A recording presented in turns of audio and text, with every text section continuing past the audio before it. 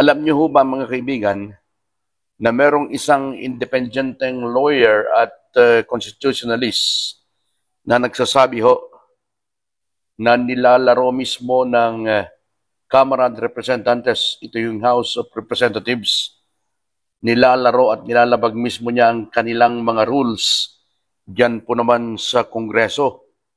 Bakit ikanyo? Ito yung may kaugnayan po dun sa impeachment complaint laban po kay Vice President Sara Duterte Carpio na inihain po ng iba't ibang personalidad at iba't ibang mga grupo. Ito, ibahagi ko po sa inyo na ang pag-aanalisa po ng isang independent analyst and constitutionalist na ito at lawyer at the same time ay violate o nilabag po ng Kamara ang kanilang own rules o sarili po nilang patakaran sa handling o paghawak ng mga impeachment complaints na inihain laban kay Vice President Sara Duterte. Kung maalala ninyo mga kaibigan, as of January 14, ay 3 na po yung na-file na impeachment complaint laban sa ating Vice President. Ngunit, hindi pa po ito umuusad, hindi pa nakakarating doon sa tanggapan po ni Speaker Tamba Romualdez. Pinsan ho ni BBM, alam naman natin ho dyan, mula dyan sa tanggapan ng House Secretary General na si Reginald Velasco.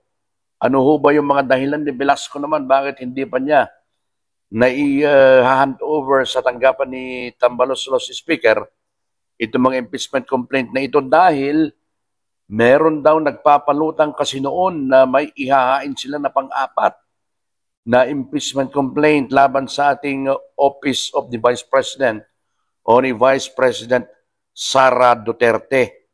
Ayon kay Attorney Michael Henry Yusinko, isang independent policy analyst at isang constitutionalist and a lawyer na sa ilalim po ng patakaran ng chamber o lower chamber.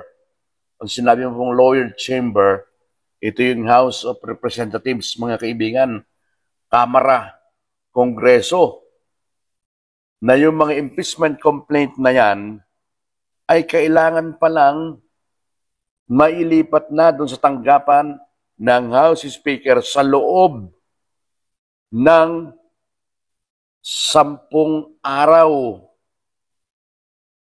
para mailagay ito doon sa tinatawag na order of business ng Kamara. Pero ilang buwan na ho ang nakalilipas, di ho ba? Eh, nandun pa rin sa tanggapan ng House Secretary General. So, ang dami-dami hong butas, mga kaibigan, na mga impeachment complaint na yan, naihain nga, hindi naman umuusad. Kaya yung ibang mga congressman, lumalamig na ho ang pagtrato dito. Yan ang isang dahilan pa. So, malamang ho sa malamang, mag-fizzle out itong mga impeachment complaint na ito, hindi na matutuloy, mawawala na ng gana ang mga kongresista. Ang isa pang dahilan ho dyan, nabanggit na natin nung una, abala na sila. Diyan po naman sa kanilang pangangampanya sa kanilang mga distrito.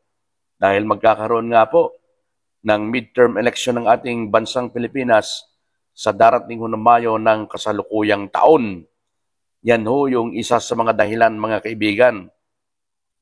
Iginiit nitong si Attorney Yusinko, dapat ito yung mga time o panahon na naaayos ang mga rules ng mababang kapulungan na malinaw na hindi nasusunod. Pag hindi sinusunod ng mga miyembro ng Kamara, nilalabag ko nila mismo. Sila yung mga lumalabag doon sa nakalatag na patakaran ng mababang kapulungan ng Kongreso. Kaugnay po naman dyan sa usapin ng impeachment, mga kaibigan. Nabibinbin nakatenga sa office ng Secretary General ang mga impeachment complaint na ito. Pero eventually, mag-fizzle out sa dami po ng issue, mga kaibigan. Ano? Magugunita nga po.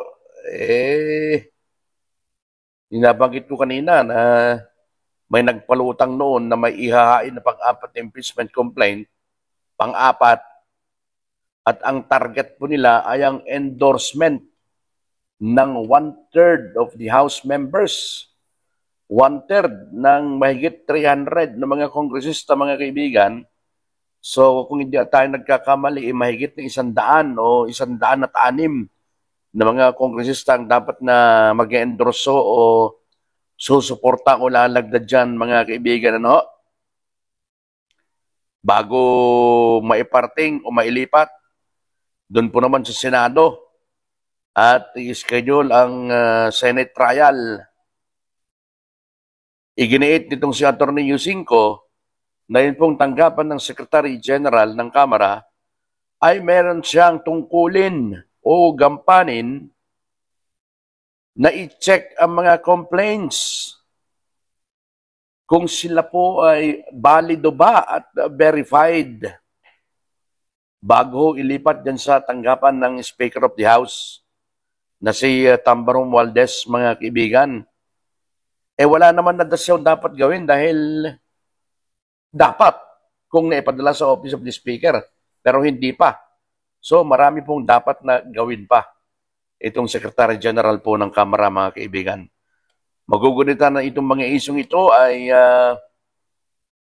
marinding itinanggi ng ating Vice President na si Sara Duterte dahil nga po sa inihintay pa nila ang report ng Commission on Audit, pero inunahan ito ng mga taga-Tuwadcom, mga kaibigan, at idinidiin ka nila itong si VP Sara. Hindi naman nila trabaho yun, trabaho ng COA. Inuunahan nila. Gusto po nilang i-railroad, mga kaibigan.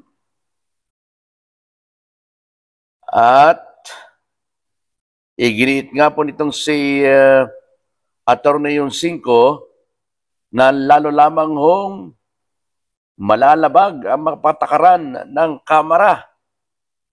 Sarili nilang patakaran. Sila mismo ang lumalabag. Kung hindi kikilos, kung hindi kikilos ang mga miyembro ng Kamara